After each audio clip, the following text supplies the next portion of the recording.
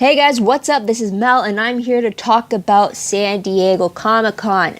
More specifically, the Vampire Diaries panel. So right now it is July 25th, 2016, and the panel happened Saturday, July 23rd, 2016. And guys, so this video is basically going to share with you all of the Season 8 spoilers that were talked about at the official panel.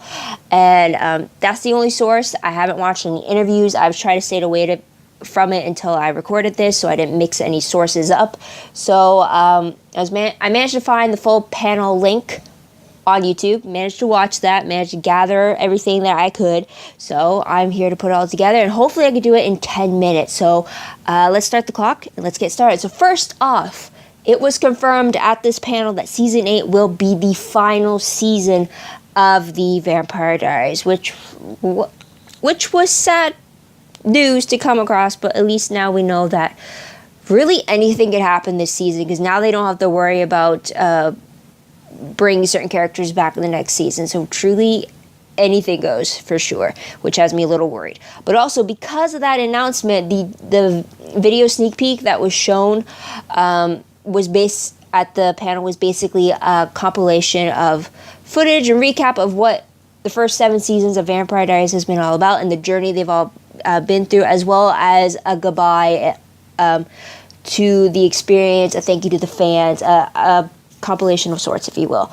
So no footage in that, but there is a villains promo that was also released on YouTube that I found. Now that villains promo goes into all the major villains that that the Mystic Falls gang has come across. Now, at first, you would think it's just old footage and everything like that, but no, it tees you up for what is to come in this season's bad guys. So, from the trailer, from that villain promo, which you find on the CW network, basically, it's the voiceover that you really have to listen to, because even though it shows footage of the last final moments in the season 7 finale, it's the voiceover is the real teaser here, because it says that a thing in the vault, I'm going to call it the vault creature, it has the ability to take control of your soul and uncover your darkest secrets, and it feeds off of every terrible thing you've done. So with that said, at the panel they revealed that this new villain, the vault villain as I'm going to call it, has a mythology that is set from ancient times, and they basically dubbed it as Evil herself in the promo. So I'm thinking maybe it's supposed to exceed Silas's time, so maybe we're going farther back than 2,000 years ago. So if that's what they mean by ancient times, then that's quite a history we're going to go with. But it'll be very interesting to see how they personify evil in an actual embodiment, if that makes sense. So, also, based off the villain, we learned that Damon and Enzo, who were, after being affected by this vault villain, and ended up going on some homicidal rampage, murder spree, stringing up people as they drain their blood. It turns out, a little tidbit that they revealed at the panel was that Damon and Enzo are being mind controlled by this vault villain, and that within them, they are still themselves. They are just trapped within their bodies. So it's like, if you want to see it this way, you could basically do it like from Supernatural, demonic possessions. You could basically think of it like that, where the original owner of the body, they are trapped inside their own head, while the demon possessing them is in full control of their body and what they do. So you kind of think of it like that, in a sense, or that's how I'm starting to think about it until we get more answers. But it looks like it's Damon and Enzo, but they're not the ones in the control room of their own body, if that makes sense. So it seems that Enzo is more, there might be a bit more of a hesitance with him, as a bit more of his humanity is trying to fight back as opposed to Damon, but I don't know, we'll just have to wait and see for that. When it comes to Bonnie, she doesn't have her magic at all, so she's pretty much has no supernatural advantage to her, as she's trying to find not only the love of her life in Enzo, but also Damon, her best friend, who she has lost. So she's trying to find a way to get in the back and try to figure out what's going on. With Stefan, though, he is going back two basics for him, really, and that is to try to find Damon and get him out of trouble, because that is something that Stefan is always defaulted to, and the fact that Damon is always one in trouble, and he always has to clean out the mess. Despite this, though, Stefan is apparently heartbroken by the fact that his brother is going through all this. Now, with Caroline, we see that Caroline is splitting her time between family and the twins, and everything supernatural that's happening with her. So her love life with Stefan, the search to find Damon and Enzo, being there for Bonnie and all that. She's trying to balance it all out, and she seems to have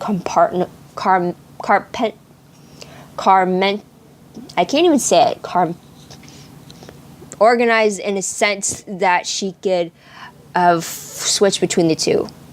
Compartmentalize. Words up on the screen because I seriously cannot read it for some reason. So there's that. Apparently for Matt, though, apparently he's left town and he's trying to figure out his life. Don't know if, how, or when we're going to see him, or if we get to see his life outside of Mystic Falls, since Mystic Falls is meant to be is supposed to be their home base. They're basically they're making Mystic Falls home again, and the whole goal is to try to get Damon and Enzo back home. And what a way to do it, because with it being the final season, they want to bring everything back to the beginning type of thing. In regards to relationships, we see Stefan and Caroline are very united in their search for Damon and Enzo. She is Stefan's support system, and they're united on the fact that they really need to get this search done. So they also mentioned going back to the roots of beginning the show.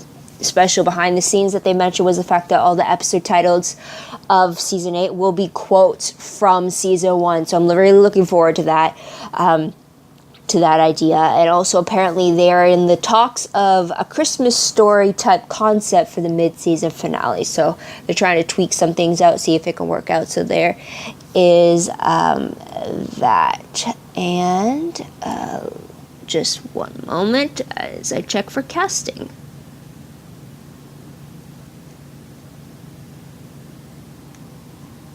All right, and yeah, so I'm back. I had 2 files. So that is everything that was revealed at the Comic-Con panel this past weekend. However, there was one casting call that I did find, and apparently they've managed to cast Kristen Grosky. I probably pronounced that wrong, but if you know her, she played Katie on Containment, and she will be playing on the Vampire Diaries, she'll be playing Celine. And apparently, according to my source sample, she is going to be a warm, nurturing nanny of 2 young kids by day and a small-town girl trying to find her place in a dangerous world by night. Bonded to her new quote-unquote family in ways she can't explain, Celine will fight desperately to protect the ones she loves. So that'll be an interesting new character we'll get to see. So there is that. Also, based on casting from what I found, the only ones as the regular cast are Paul, Ian, Kat, Candace, Matt, and Michael. Apparently, it was announced before this Comic-Con that Kat and Ian will have season 8 as their final season. Apparently, it's going to be the same thing for everybody now that they've released that it's the final one. Also, Nina Dobrev is rumored to return before the season finale, but the number of appearances wasn't mentioned, or I couldn't find any confirmations of that, so it's just a rumor. And apparently, Zach, who plays Matt Donovan, has been removed as a regular cast member. He's now at special guest star status, like Nina. So there is that. That's everything that I was able to find for the San Diego Comic-Con. Remember, all this information was either found at the official panel, and that's pretty much it, or I was able to search Wikipedia for the casting page to see if there's any new characters. So there is that. But that's about it.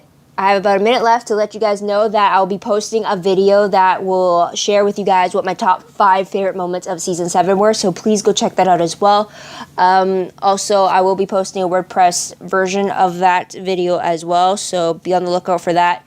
Also, don't forget to comment on this video about any other spoilers that you heard from the San Diego Comic-Con for the Vampire Diaries. I love to hear about it because everything's a slow upload for this past weekend. I'm still waiting for full panels. I'm still waiting for interviews that I'm going to go watch after I record this. So that'll be fun to see and hear. Also, don't forget to like this video, subscribe to my channel, and check out my other videos if you haven't done so already. What else? Also, don't forget to check out my Tumblr page.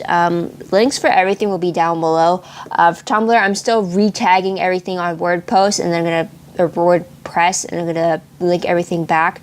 So, and then I'll be back on Tumblr regularly like I was before. So, follow me there if you want to be on track to what I reblog. That'll be great.